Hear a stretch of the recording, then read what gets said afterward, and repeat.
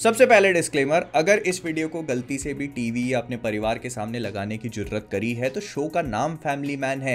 ये recap family friendly नहीं होने वाला, क्योंकि मैं नहीं, स्वयं श्रीकांत तिवारी आकर के अच्छे अच्छे मीठे बोल सुना के जाएंगे। मुझे भी कोट आता है, if you and me agree on everything then one of us is unnecessary in a bench show. कभी कभी जीतने के लिए हारना पड़ता है, हार के जीतने वाले को बाजीगर कहते हैं। डर के आगे जीत है, जो जीता वही सिकंदर, इसकी माँ का भोसड़ा। सेल्फी लेते लेते बम फट गया ना तो सबसे पहले चीथड़ों के फोटो आएंगे भोसड़ी के।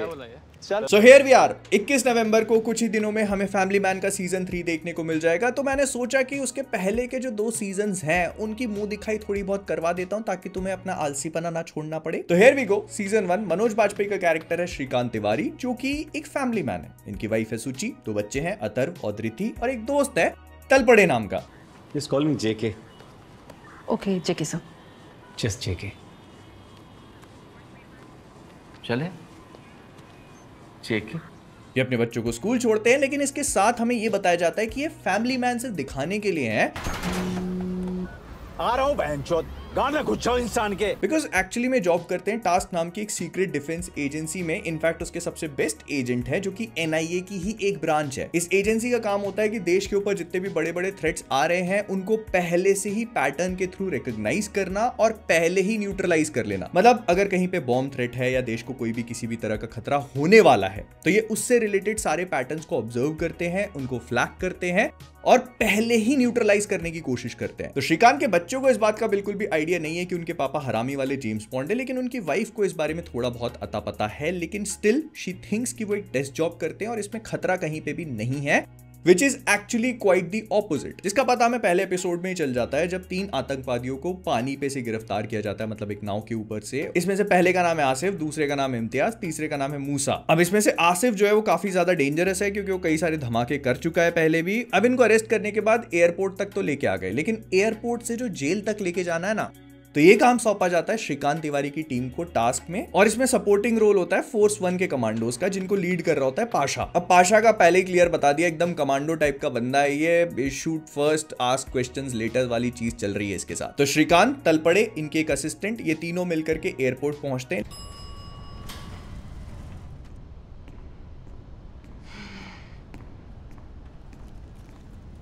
Thank you.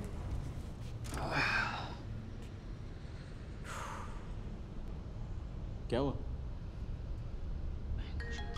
लेकिन तभी श्रीकांत तिवारी को फोन आ जाता है अपनी बेटी धृति के स्कूल से। वो प्रिंसिपल श्रीकांत को बुलाती है क्योंकि धृति के पास से कोई टैबलेट बरामद हुई है। श्रीकांत जा नहीं सकता इतना इंपॉर्टेंट मिशन छोड़ के, but still he has to go. तो वो सारी रिस्पॉन्सिबिलिटी तलपड़े पे दे देता है, कहता है कि मैं बस आ ही रहा हूं। तो श्रीकांत धृति के स्कूल जाता है, वहां प्रिंसिपल को जाकर थोड़ा मैनिपुलेट करने की कोशिश करता है, जिसमें ये मास्टर आदमी है, मास्टर। एंड इससे मुझे याद आया कि आजकल ट्रेडिंग के लिए बहुत सारे प्लेटफॉर्म्स अवेलेबल हैं, लेकिन किसी भी न्यू यूजर का सबसे बड़ा सवाल ये होता है कि कौन सा platform reliable and user friendly है। तो मैं तुमको पॉकेट ब्रोकर और उसके एक बहुत ही इंटरेस्टिंग फीचर के बारे में बताना चाहता हूं, जिसका नाम है AI बेस्ड मार्केट एनालिसिस। मतलब AI रियल टाइम में प्राइस मूवमेंट, ट्रेंड्स और चार्ट्स को एनालाइज करके बताएगा कि कब मार्केट किस डायरेक्शन में जाने वाला है। जैसे फॉर एग्जांपल अभी लग रहा है कि ऊपर जाएगा, इससे जो भी नए यूजर्स हैं उनको मार्केट समझने में थोड़ी आसानी होती है। पॉकेट ब्रोकर एक ग्लोबल ट्रेडिंग प्लेटफॉर्म है जो पिछले 8 साल से इंडियन मार्केट में ऑपरेट कर रहा है। इसके विड्रॉल्स एकदम इंस्टेंट और स्ट्रेट फॉरवर्ड है, जिसको तुम बहुत ही सिंपल तरीके से एग्जीक्यूट कर सकते हो। फॉर एग्जांपल तुमने अभी रिक्वेस्ट किया और ये सक्सेसफुल भी हो गया। लेकिन पॉकेट ब्रोकर में सिर्फ ट्रेडिंग नहीं होती, यहाँ पर एक बोनस और अचीवमेंट सिस्टम भी है। जैसे इसका एक फीचर है ट्रेड प्रोटेक्शन का, जिसका इस्तेमाल करके तुम अपने ट्रेड का रिस्क मैनेज कर सकते हो। मतलब अगर मार्केट तुम्हारे एनालिसिस के अगेंस्ट जाए तो ये ऑप्शन तुम्हारे लॉस को लिमिट करने में हेल्प करता है, और तुम जितना ज्यादा ट्रेड करोगे उतने लेवल्स को अनलॉक करते जाओगे। जैसे फॉर एग्जांपल ये लेवल 5 है,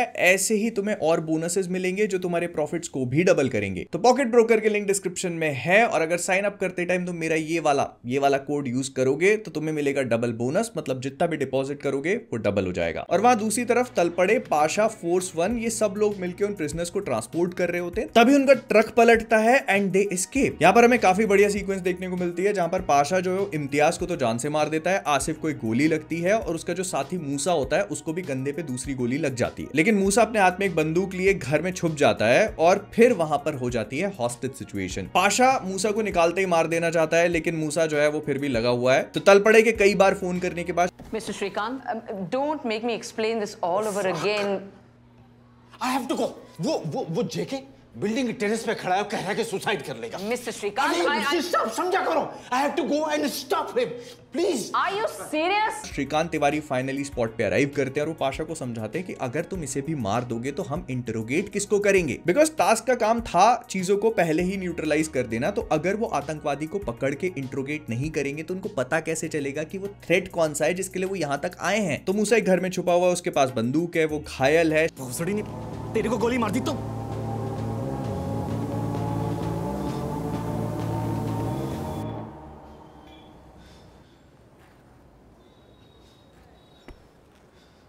तू नेगेटिव सोच बहनचोद। श्रीकांत धीरे धीरे करके अपना वेपन रखता है, उसके पास जाता है, उससे बात करने की कोशिश करता है। तो मूसा उसको कहता है कि मैं तो यहाँ पे आना ही नहीं चाहता था, मैं तो एक इंजीनियर हूँ, मुझे बस अपनी माँ से मिलना था। तो श्रीकांत इस मौके को देखकर एक कहानी सुनाता है अपनी खुद की माँ की, कि कैसे वो दूसरी पोस्टिंग पे था और जब उसकी माँ पास्ड अवे तो he was not even there. Now ये कहानी पूरी तरह से सांड की टट्टी है, लेकिन फिर भी श्रीकांत तिवारी इसको इतने कन्विंसिंग तरीके से सुनाते हैं कि मूसा क्या हम लोग भी सच मान लें। तो मूसा सरेंडर कर देता है। बच्चों को स्कूल से कब पिक करने वाले हो?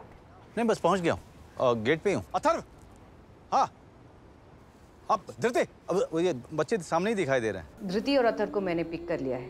तुम्हारी और भी बच्चे हों तो उनके नाम बता देना, कल से मैं उन्हें भी पिक करूंगी। ये लोग उसको लेकर एक हॉस्पिटल में जाते हैं और श्रीकांत तिवारी फिर उसको बोलना शुरू करता है कि भाई देख, तू जिस भी लिए आया है मुझे बता दे तुम्हारा प्लान क्या था। तो वो श्रीकांत तिवारी को अपनी बैक स्टोरी सुनाते कि कैसे दंगों में उसकी बहन और उसकी माँ के साथ काफी गलत चीजें हुई थी, जिसका बदला लेने के लिए उसने आईसिस को ज्वाइन किया। लेकिन वहां पहुंचने के बाद उसको इस बात का रियलाइजेशन हुआ कि वो लोग इंडियन मुस्लिम्स को काफी बुरी तरह से ट्रीट करते हैं और अपने प्लान्स के आसपास भी नहीं भटकने देते। लेकिन जब मूसा को पता चला कि आसिफ जो है वो इंडिया में एक मिशन प्लान कर रहा है, तो वो कैसे भी करके उस मिशन का पार्ट बन गया ताकि इंडिया पहुंचकर अपनी माँ के पास जा सके। बस अब मिशन क्या है, कैसे होगा, कहाँ होगा, उसको इस बारे में कुछ भी नहीं पता। तो श्रीकांत कहता है कि ठीक है, कोई प्रॉब्लम नहीं है, क्योंकि आसिफ मरा नहीं है, जिंदा है, बस वो कोमा में चला गया है। इधर दूसरी तरफ हम लोग देखते हैं कि श्रीकांत की जो वाइफ सुची है वो अपनी नौकरी से कुछ खास खुश नहीं है, वो 9 to 5 की जॉब। तो ऐसे में सुची का कलीग अरविंद उसको एक जॉब ऑफर करता है अपने खुद के स्टार्टअप में, जो वो बस स्टार्ट ही कर रहा होता है। जब वो ये बात श्रीकांत से डिस्कस करती है तो श्रीकांत उसको कहता है कि अपनी नौकरी में कोई बुराई नहीं है, लोग जिंदगी भर एक ही नौकरी करते हैं। तो ये सुनकर वो भड़क जाती है and she decides to join. वहीं हम लोग देखते हैं कि एक स्कूटर में बॉम्ब मिलता है। क्या? अभी आ रहा हूँ मैं। I haven't finished. अरे सर, समझ गया ना, ड्रिंक कम करो, स्मोकिंग कम करो, खाना कम करो, स्ट्रेस कम करो, मतलब जीना ही कम करो, सुसाइड ही कर लेता हूँ। जिसको डिफ्यूज करने की कोशिश करने के बाद भी वो ब्लास्ट हो जाता है। अब श्रीकांत के बॉस कुलकर्णी इस बात से बिल्कुल भी खुश नहीं होते, क्योंकि थ्रेट्स को पहले ही आइडेंटिफाई करके उनको न्यूट्रलाइज करना तो इनका काम था, जिसमें ये फेल हो गए। तो ये फेसबुक चेक करते करते 2-3 अकाउंट्स ऐसे पकड़ते जिन्होंने इस बॉम्ब ब्लास्ट के पहले ही उसको सेलिब्रेट कर लिया था। तो इनको समझ में आ गया कि कहीं ना कहीं ये उससे कनेक्टेड है। उनको फॉलो करने पे इनको पता चला कि एक वीडियो गेम कंपनी के लिए काम करते हैं। देखता हूँ कितनी दूर भागता है। रुका ना तो पिछवाड़े पे ऐसी लात मारूंगा कि टट्टी करते वक्त ना चीख निकलेगी तेरी। उनको पकड़ के इंट्रोगेट करने पे ये इलीगल है।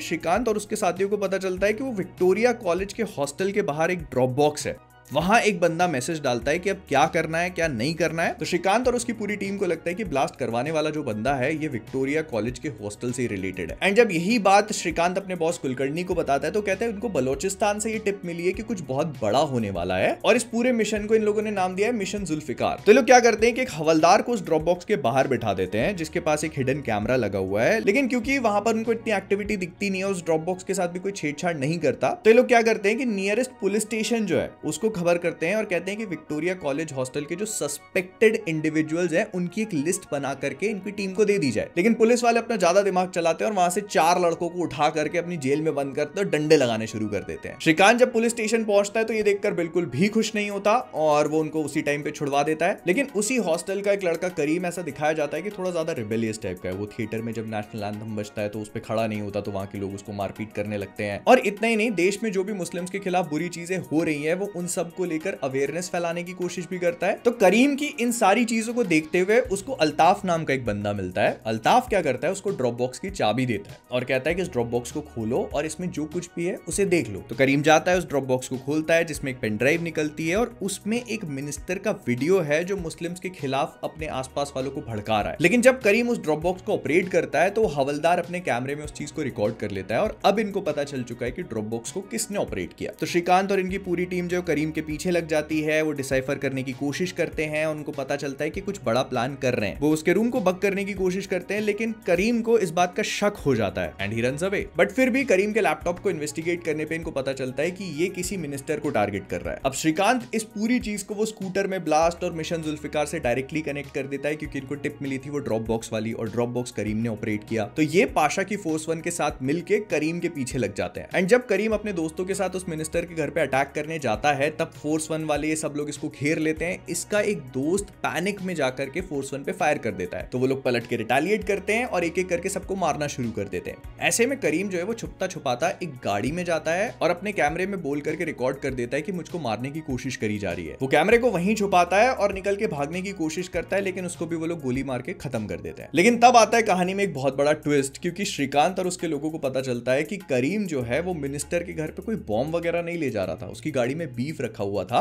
ताकि वो उस मिनिस्टर को सबक सिखा सके, और ये मिशन जुल्फिकार नहीं था। तो अब टास्क को प्रोटेक्ट करने के लिए इनका बॉस जो है वो स्टेटमेंट देता है कि करीम और उसके दोस्त जो थे वो आतंकवादी थे, और टास्क ने सारा काम सेल्फ डिफेंस में किया। श्रीकांत को पनिशमेंट के तौर पे कश्मीर भेज दिया जाता है, लेकिन उसके दिमाग में अभी भी ये चीज चल रही थी कि अगर करीम टेररिस्ट नहीं था तो फिर उसको ड्रॉप बॉक्स की चाबी किसने दी, बिकॉज वही सेम ड्रॉप बॉक्स वो स्कूटर बॉम्बर भी यूज कर रहा था। तो फिर हमको बाद में बताया जाता है कि वो जो 3-4 लड़कों को पुलिस पकड़ के लाई थी ना विक्टोरिया हॉस्टल से, उसमें से एक था साजिद, जो इस पूरे स्कूटर बॉम्ब वाले कांड के लिए रिस्पॉन्सिबल था। मतलब इन लोगों ने सही आदमी को पकड़ लिया था, but still they had to let him go. और जब साजिद पकड़ा गया तो उसके साथियों को इस बारे में पता चल गया कि पुलिस शायद ड्रॉप बॉक्स पे शक कर रही है। तो इसी वजह से उसी का एक साथी अल्ताफ जो है वो उसकी चाबी ले जाकर के करीम को देता है, ताकि टास्क और पुलिस का पूरा ध्यान करीम पे चला जाए। फिर अल्ताफ साजिद को बताता है कि उसे मिशन जुल्फिकार के लिए सिलेक्ट कर लिया गया है, और वहीं दूसरी तरफ मूसा जो है उसने हॉस्पिटल में एक नर्स के साथ अपने कनेक्शंस बना लिए हैं। उसको जैसे ही पता चलता है कि आसिफ को धीरे धीरे होश आने लगा है, तो वो नर्स को कहता है कि उसको कैसे भी करके आसिफ से बात करने के लिए जाना है उसके पास। और ये प्यार में अंधी नर्स जो है उसको हाई सिक्योरिटी विंग में अपना की कार्ड यूज करने देती है। तो वो जाता है आसिफ के पास, और तब हम देखते हैं कि मूसा एक नंबर का हरामी है, क्योंकि वो आसिफ को निपटा देता है। इधर श्रीकांत के कश्मीर पहुंचने पे एनआईए के चीफ उसको कहते हैं कि उसको कश्मीर पनिशमेंट पे नहीं बल्कि एक और मिशन के लिए भेजा गया है, क्योंकि मिशन जुल्फिकार जो है वो कश्मीर से डायरेक्टली रिलेटेड है। एंड इस पूरे मिशन में उसको असिस्ट करेगी श्रीकांत की ओल्ड पार्टनर सलोनी, जो ऑलरेडी कश्मीर में है। इधर तलपड़े और श्रीकांत आपस में बात करते हैं कि क्योंकि आसिफ अब मर चुका है और उसकी मौत का कारण नेचुरल दिखाया गया, मतलब डॉक्टर्स को ऐसा लगता है कि नेचुरल कॉजेज से उसकी मौत हो गई, तो इस वजह से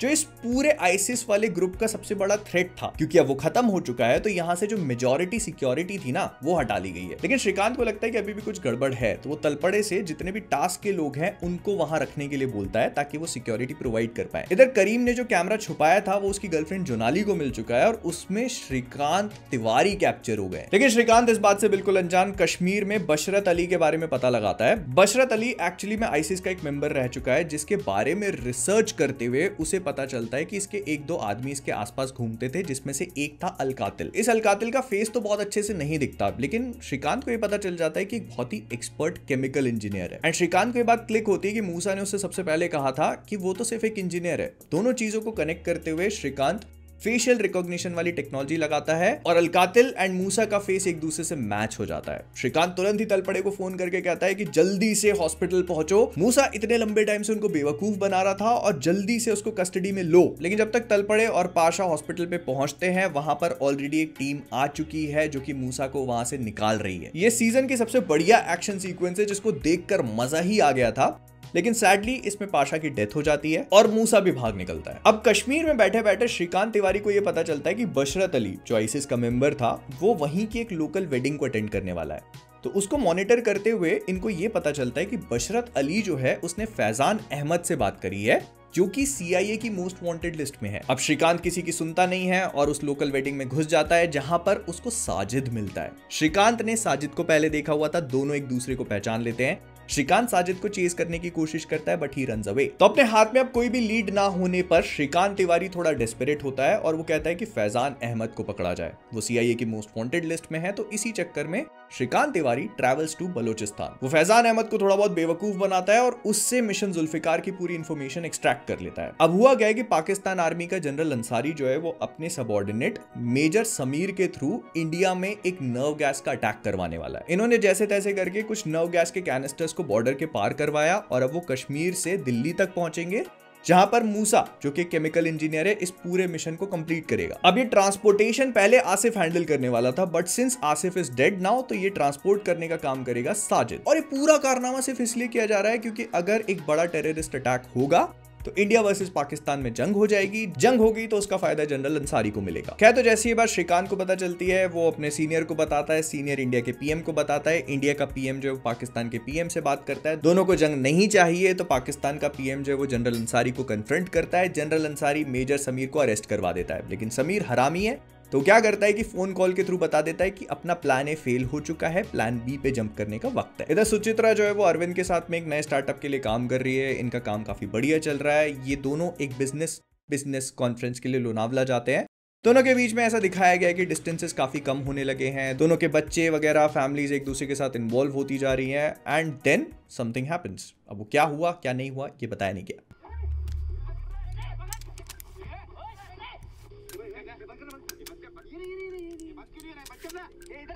अब साजिद जो है वो भागते भगाते दिल्ली पहुंचा, मूसा से मिला और उसको बताया कि प्लान बी को एग्जीक्यूट करने का टाइम आ चुका है। तो क्या करते हैं कि एक केमिकल फैक्ट्री के मैनेजर को थोड़ा बहुत कुछ करवा के ब्लैकमेल करना शुरू कर देते हैं। श्रीकांत की टीम को ये नहीं पता कि प्लान बी क्या है। तो अगेन डेस्परेट होकर के श्रीकांत मूसा और साजिद दोनों के स्केचेस को न्यूज में चलवा देता है। ये खबर पहुंच जाती है मूसा की मां तक और इनको पता चल जाता है मूसा की मां के बारे में। तो वो उनको वहां से दिल्ली लाने का प्लान करते हैं। तो मूसा का प्लान और कुछ नहीं है बल्कि एक टैंकर को लेके एक फैक्ट्री तक जाना है। उस फैक्ट्री में उस केमिकल को मिक्स करके कुछ ऐसी चीज बनानी है जिससे पूरे दिल्ली में पॉइजनस फ्यूम्स फैलने लगे और रात भर में पूरा काम तमाम। तो ये काम को मूसा फिलहाल के लिए एग्जीक्यूट करना स्टार्ट भी कर चुका है। मतलब उसने फैक्ट्री में जाकर के मशीन की कुछ ऐसी सेटिंग्स बना दी हैं जिस वजह से वो नर्व गैस निकल रही है और लोगों को पता भी नहीं है कि वो क्या इनहेल करते जा रहे हैं। ये सब करने के बाद वो वहां के सिक्योरिटी गार्ड्स को अपने लोग बना करके छोड़ देता है और साजिद के साथ दिल्ली छोड़ के निकल जाता है। इधर टास्क वालों को फैक्ट्री मैनेजर और साजिद के बारे में पता चल जाता है कि कुछ ना कुछ ब्लैकमेल हो रहा था। उनको ये समझ में आ जाता है कि कुछ केमिकल से रिलेटेड होगा, लेकिन वो ये नहीं समझ पाते कि ऑलरेडी हो रहा है। इधर मूसा और साजिद जो है वो दिल्ली छोड़ करके जा रहे हैं। तभी मूसा को अपनी माँ का एक इंटरव्यू दिखता है पेट्रोल पंप पे। उसे लगता है कि उसकी माँ दिल्ली में है तो वो भी मर जाएगी, इसीलिए वो सोचता है कि अपने प्लान को रोक दिया जाए। वो केमिकल अटैक तो एक बार फिर से कर देंगे। दोनों के बीच में थोड़ी मार कुटाई होती है, बहसबाजी होती है, एक एक्सीडेंट होता है, फिर मार कुटाई होती है जिसमें साजिद मूसा को मार देता है। इधर मिलिंद और जोया जो है वो उस फैक्ट्री तक पहुंच चुके थे। पहली बार जाने पे उनको ऐसा कुछ लगा नहीं क्योंकि सब सिक्योरिटी भी ठीक थी, सब कुछ था, लेकिन फिर जाते जाते दे रियलाइज कि यार कुछ तो गड़बड़ है। तो वो दूसरे रास्ते से फैक्ट्री में जाने का फैसला करते हैं और तब उनको वहां पर एक डेड बॉडी मिलती है। लेकिन इस बात का पता मूसा के आदमियों को भी लग जाता है जो इनके ऊपर फायर करने लगता है। अब मिलिंद को एक गोली लग जाती है। जोया लगातार श्रीकांत तिवारी को कॉल कर रही है, लेकिन मजे की बात पता है क्या है, श्रीकांत तिवारी को मूसा की लाश मिल गई। तो इनको पता भी नहीं है कि उस टाइम पे, उस मोमेंट पे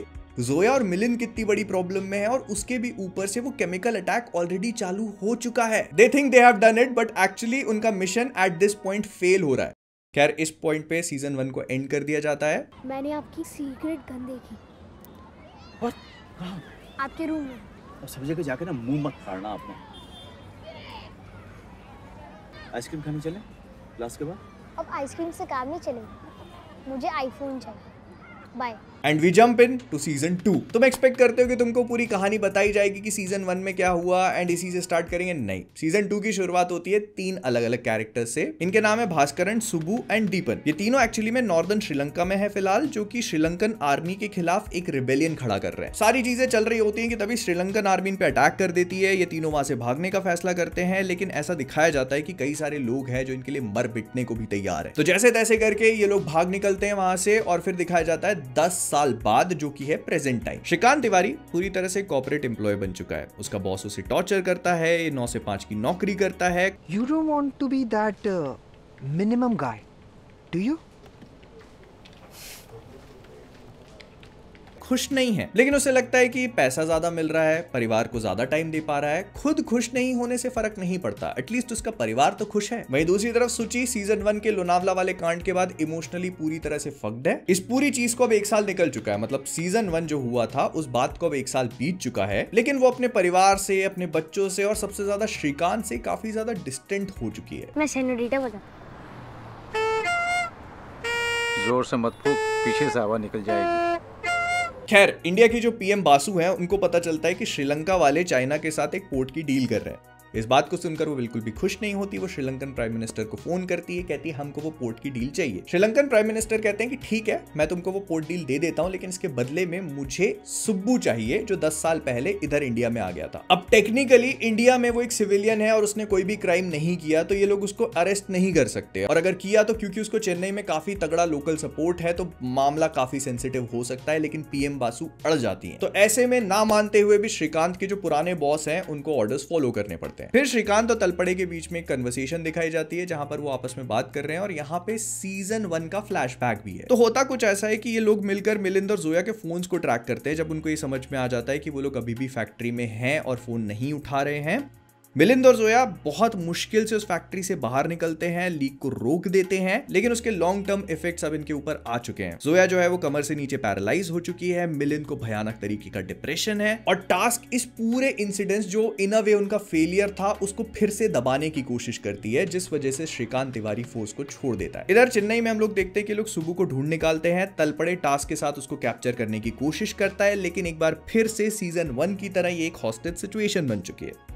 श्रीकांत तिवारी हालांकि अपने ऑफिस में बैठा हुआ है, लेकिन उसके जेम्स बॉन्ड वाला कीड़ा अभी भी उसको काटे जा रहा है। तो बीच बीच में तलपड़े को फोन करता है, इंफॉर्मेशन लेने की कोशिश करता है। तलपड़े उसको बताता है कि भाई सिचुएशन बहुत खतरनाक हो चुकी है और हॉस्टेज क्राइसिस आ गया है। अबे साले तेरे को ना फोमो हो गया है। FOMO? Fear of missing out. Uncle तेरी मदद करने की कोशिश कर रहा हूँ। एक आइडिया आया था, सोचा दे दूँ, नहीं चाहिए तो ठीक है, समझ गया? फोमो, लोलो, रोफलो, गांड मिलने लो।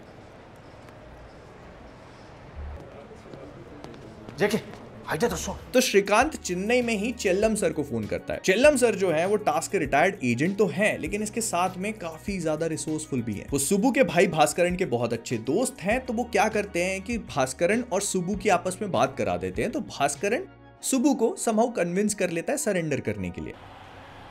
आप बड़े खुश हो पापा? तेरे पापा ने आज गजब कर दिया। किसको शूट किया? तेरा दिमाग खराब है क्या? मुझे गन कब मिलेगी? दुनिया का सबसे पावरफुल वेपन पता है क्या होता है? क्या होता है? दिमाग। यहाँ यार, ये धरती कहाँ है?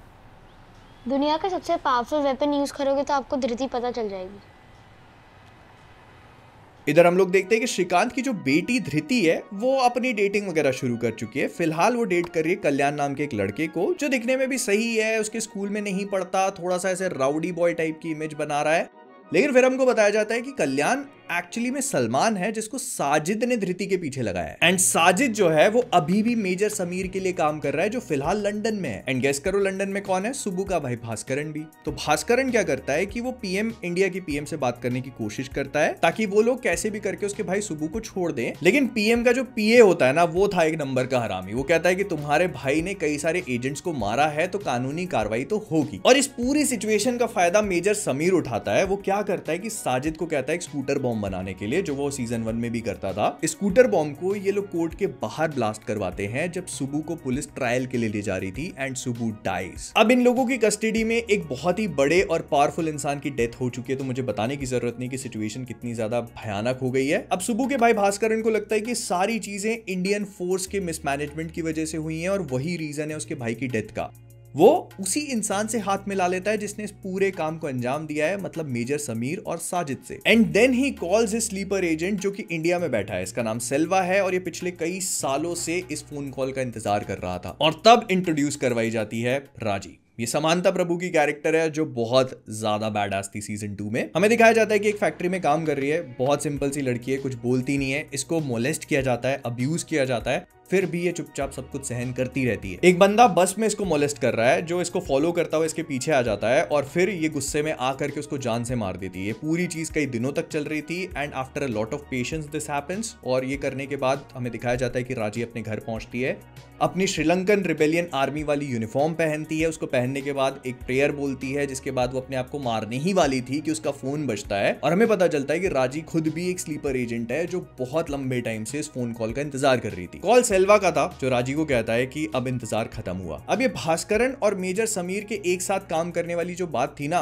ये कुलकर्णी और संवित को पता चल जाती है, जो कि प्राइम मिनिस्टर का पीए था। एंड ये स्पेक्युलेट करते हैं कि कुछ टाइम में होने वाली इंडियन श्रीलंकन समिट जो है, जिसमें दोनों प्राइम मिनिस्टर्स एक दूसरे से मिलेंगे, वहां पर के लिए कुछ बड़ा प्लान कर रहे हैं। इधर श्रीकांत अपनी नॉर्मल लाइफ जी रहा है। वो सुची के बर्थडे पर उसको एक रेस्टोरेंट में लेके जाता है, उससे बात करने की कोशिश करता है, लेकिन सुची इस बात से भी खुश नहीं है। वो उसको कहती है कि तुम इतने लंबे टाइम से जो कुछ भी करते आ रहे थे उसके लिए अभी कंपेंसेट नहीं कर सकते, एंड इसी वजह से उसको उनसे, उनकी शादी से एक ब्रेक चाहिए। You know what?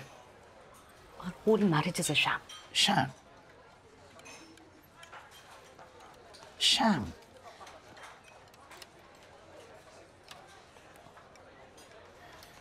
Sham, huh? The thing that is not what it is purported to be. Purported क्या है बे? Falsely present something as the truth. Bogus. Shrikant बहुत बुरी तरह से फ्रस्ट्रेट हो जाता है। अगले दिन ऑफिस में फिर से उसका बॉस उसको टॉर्चर करने की कोशिश करता है, तो एक बहुत ही सैटिस्फाइंग सीन में ये उसको चाटे ही चाटे लगाता है। ओह सॉरी, क्या? बस बहुत हो गया तेरा, यहाँ के दिमाग की तरह करता रहता है। Nobody कुछ बोल मत, मुझे एक बारी मुंह खोल। Nobody, you can't, ऐसा कैसे कर सकते? क्या बोला था मैंने? एक बार भी क्या बोला था मैंने? I quit.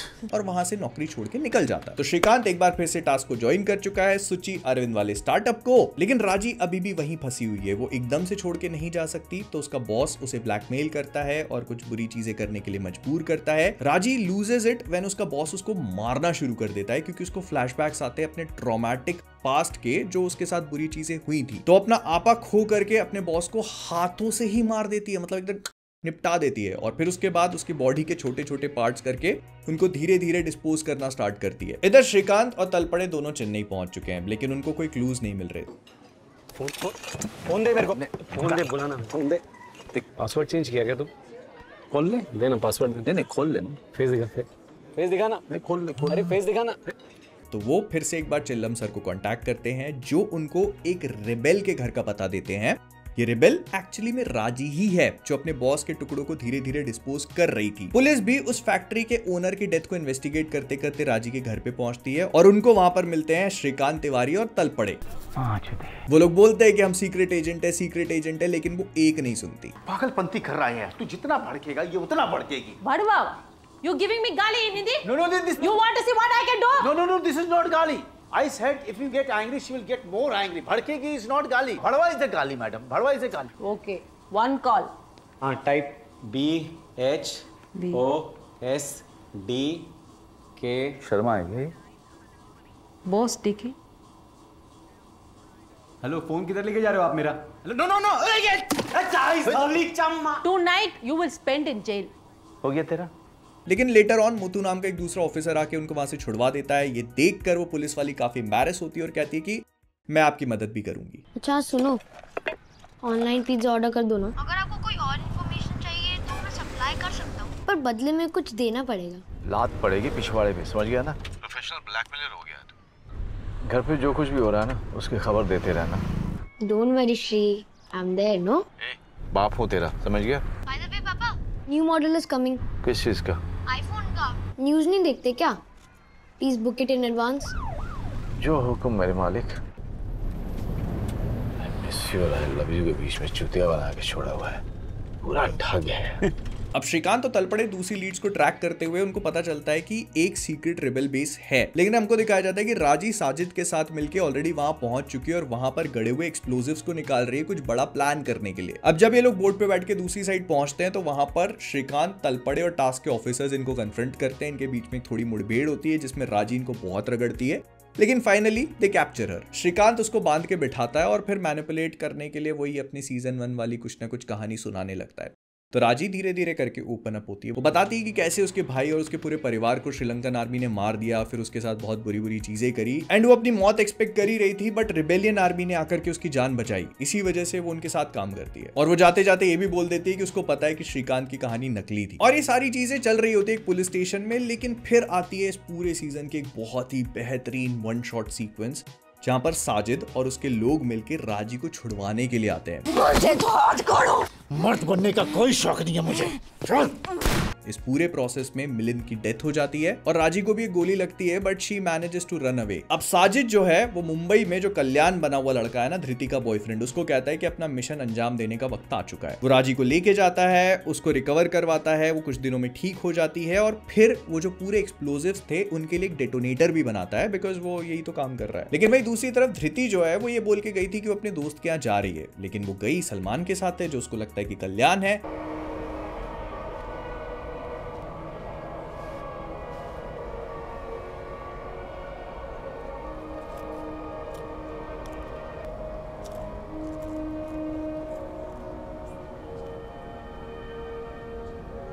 और काफी देर तक कोई खबर ना आने के बाद सुची जो है वो एक एक करके उसको ट्रैक करना शुरू करती है। जब उसको कुछ नहीं मिलता तो श्रीकांत को फोन करती है, जो गुस्से में है इसलिए फोन नहीं उठाता। फिर वो अरविंद को फोन करती है, अरविंद उसके घर पे आता है और अरविंद अपने फोन से श्रीकांत को फोन करता है, तो अननोन नंबर देख के श्रीकांत उठा लेता है। फिर सुची उसको पूरी सिचुएशन के बारे में बताती है और श्रीकांत अपनी वहां बैठी हुई टीम्स को मोबिलाइज करता है ताकि वो धृति को ढूंढे। इधर धृति को काफी बुरी तरह से मारा पीटा जा रहा है, सलमान उसको मारते हुए उसके वीडियोस बना रहे हैं और प्लान कर रहे हैं कि उसको इतनी बुरी मौत देंगे कि श्रीकांत तिवारी जो है उसकी रूह कांप जाए। वो सलमान के सामने रोती है, गिड़गिड़ाती है, धीरे धीरे करके उससे बात करने की कोशिश करती है। सलमान उसको कहीं ना कहीं पसंद तो करता है, लेकिन अपने मकसद को लेके वो इतना ज्यादा मोटिवेटेड है कि उसके आगे उसे कुछ दिखता नहीं है। वो फिर भी उसके हाथों की रस्सी काट देता है। वो जैसी रस्सी काटता है, धृति के हाथ में एक टूटा हुआ ग्लास होता है जिससे वो सलमान को खच खच खच करके निपटा देती है। जब इसके बाद वो गेट खोल के भागने लगती है तो देखती है कि उस गेट के सामने साजिद खड़ा है, जो इतनी जोर से उसे झापड़ मारता है कि वो बेहोश हो जाती है। अब श्रीकांत तिवारी अपनी टीम के साथ धृति के फोन को ट्रैक करते हुए उस एरिया में पहुंच चुका है। वहां पहुंचने के बाद एक काफी लंबी चौड़ी मुठभेड़ होती है जिसमें वो लोग फाइनली साजिद को मार देते हैं। इधर चेन्नई में जेके और मुथु राजी को ढूंढने की कोशिश कर रहे हैं। जाके चेक करें।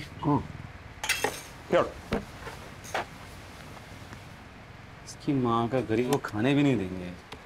और वो एक एयरप्लेन जो ट्रेनिंग वाली फील्ड होती है ना, वहां जाते हैं। वहां पहुंचकर उनको एक प्लेन के बारे में पता चलता है जिसके अंदर एक्सप्लोजिव्स हैं, और ये देखकर वो वहां से भागने की कोशिश करते हैं बिकॉज दे आर आउटनंबर्ड। और ये पता चलते ही उन पर अटैक हो जाता है। वो दोनों वहां से भागने की कोशिश करते हैं। मुथु भाग निकलता है, जेके को पिछवाड़े पे गोली लग जाती है और वो हाईवे के बगल में बेहोश हो जाता है। अब जेके को काफी टाइम बाद रेस्क्यू तो कर लिया जाता है, लेकिन वो प्लेन जिसके अंदर एक्सप्लोजिव्स थे अब वो उस जगह से गायब हो चुका है। श्रीकांत पूरी तरह से कंफ्यूज है कि पूरा प्लेन कैसे गायब हो सकता है बिना उड़ाए या बिना किसी रडार पे आए। तो फिर उनको बाद में समझ में आता है कि इसको इन लोगों ने डिसमेंटल किया है और बाय रोड लेके जा रहे हैं ताकि कहीं दूसरी जगह जाके असेंबल करेंगे और वो जो पीएम वाली मीट होने वाली है उसमें क्रैश कर देंगे। इधर लंदन में भास्करन के खिलाफ सबूत मिल जाते हैं, उसको अरेस्ट कर लिया जाता है, but before anything can happen he kills himself.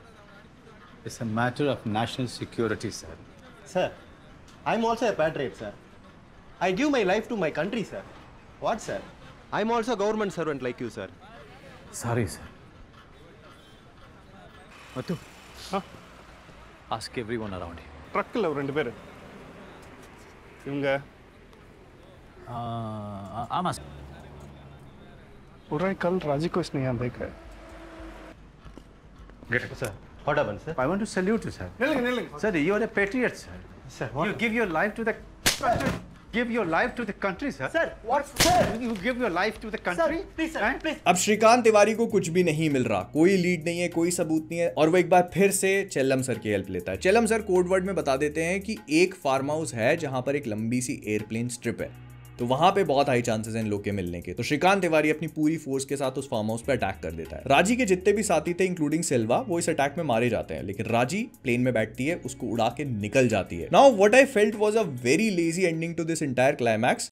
ये लोग बस प्लेन पे फायर करते रहते हैं और थोड़ी दूर तक जाने के बाद वो ब्लास्ट हो जाता है। आई अंडरस्टैंड कि उसमें एक्सप्लोजिव्स थे, बट मतलब I kind of felt it was lazy. मैं समझता हूँ कि कोविड के टाइम पे रिलीज हुआ था तो बहुत सारी चीजें हिंडर कर रही थी इनकी प्रोग्रेस को, बट स्टिल एंड में हमको दिखाया जाता है कि श्रीकांत तिवारी और तलपड़े को मेडल्स मिले हैं जो उनको देने के बाद उनसे वापस ले लिए जाते हैं because secret agents. Sir, PM ने कहा है कि बताइए देश आपके लिए क्या कर सकता है। सर, वो इंटरेस्ट फ्री होम लोन की बात कर लूं, पीएम से no. Not at all, Shrikant. और अब सुची के साथ साथ धृति को भी पता चल चुका है कि उसके पापा एक्चुअली में हरामी जेम्स बॉन्ड हैं। लेकिन हाँ, ये पूरा सीजन एंड होता है इस नोट पे कि सुची फाइनली श्रीकांत को बताने वाली है कि उसके और अरविंद के बीच में लोनावला में क्या हुआ था। I guess will find out in the next season, जो कि नॉर्थ ईस्ट में होने वाला है और कोविड के आसपास कुछ हो गई इसकी कहानी, क्योंकि इसके पोस्ट क्रेडिट में वो दिखाया जाता है अगर कोविड ना भी हो तो ये लोग एक बायोकेमिकल वेपन जैसा कुछ दिखा सकते हैं। I guess will find out in a few days. मैं मिलता हूं तुमसे अगले वाले में। अगर ये रिकैप पसंद आया तो लाइक, सब्सक्राइब, टाटा।